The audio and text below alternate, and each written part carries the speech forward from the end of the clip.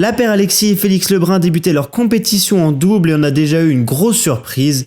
Les questionnements se poursuivent autour du 15 de France à la veille de leur dernière rencontre de 2024 face à l'Argentine au Stade de France. Première sur le banc des Bleus ce soir pour Freddy Fotoux face à Chypre.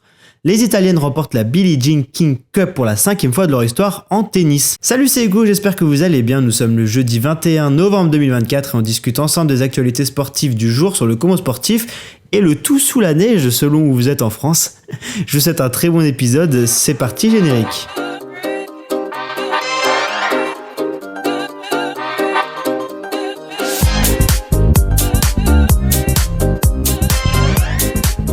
Le dernier tournoi de la saison bat son plein en ce moment même au Japon et les frères Lebrun sont bien évidemment présents.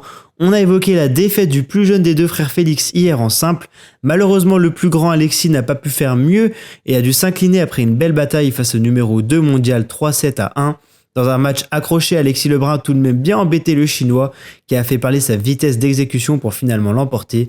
Ne vous inquiétez pas, les deux frères se sont tout de même offert un très beau lot de consolation en l'emportant dans leur rencontre en double et ils rejoignent directement les demi-finales du tournoi. Ils ont battu une paire japonaise 3-7-1 après un match très accroché.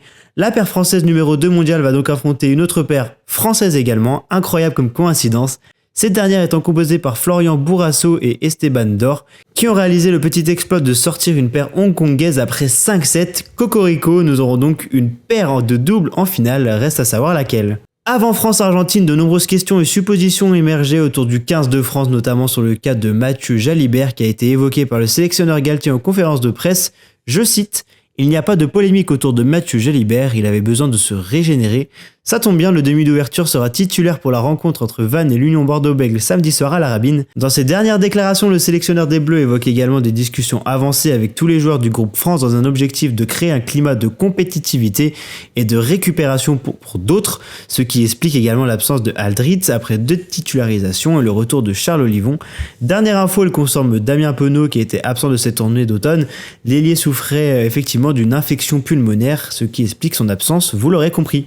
Des petites infos football féminin avec l'OL qui recevait l'AS Roma hier soir au Groupama Stadium dans le cadre de la 4e journée de la Ligue des Champions. Les Lyonnais se sont fait peur en étant menés 1-0 par les Italiennes, mais la réaction a été plutôt efficace. 4 buts en 15 minutes seulement et une victoire 4-1. L'OL est donc déjà qualifié pour la suite de la compétition. Bravo mesdames! Nouvelle liste également pour l'équipe de France féminine annoncée ce jeudi matin, un groupe élargi de 30 joueuses avec en ligne de mire 2 matchs amicaux fin novembre et début décembre face au Nigeria et à l'Espagne. On note quelques retours comme Amel Majri, Selma Bacha ou encore Griedge Mbok. Freddy Fotoux démarre sa mission à la tête de l'équipe de France ce soir avec un déplacement à Chypre, une première plutôt tranquille pour le coach de la JL Bourg qui succède à Vincent Collet sur le banc des Bleus. Coup d'envoi 18h, on en parle demain sur les actus sportifs bien évidemment. Il y a eu de l'Euroleague et de l'Eurocup pour les équipes féminines hier soir. On fait un petit débrief rapidement à commencer par l'Eurocup. L'Asvel poursuit son sans faute avec une nouvelle balade. Le leader du championnat Angers s'impose face au Panathinaikos. L'AT Montpellier gagne également, tout comme Tarbes à la maison. Seul petit pépin, la défaite de Charnay à domicile face à Sopron. 3/3 pour les équipes françaises en Euroleague, pour Basketland, Bourges et surtout l'ESB Villeneuve qui remporte enfin son premier match de la saison. En NBA, Giannis Antetokounmpo sauve encore les Bucks avec 41 points dans la victoire des siens face à Chicago. La série de 6 victoires consécutives pour le Magic d'Orlando est enfin terminée après leur défaite sur le parquet des Los Angeles Clippers de Nico Batum dans ses standards avec 5 points et 4 rebonds pour le français. Golden State poursuit son début de saison impressionnant en giflant les Atlanta Hawks de notre premier choix de draft français Rizaché qui compile 12 points et 8 rebonds. La dernière petite info du jour concerne les Italiennes, vainqueurs de leur 5e Billie Jean King Cup hier à Malaga face à la Slovaquie. Portée par Yasmine Paolini, vainqueur du 2e point décisif en 1h06 seulement, l'Italie remporte son premier trophée dans la compétition depuis 2013.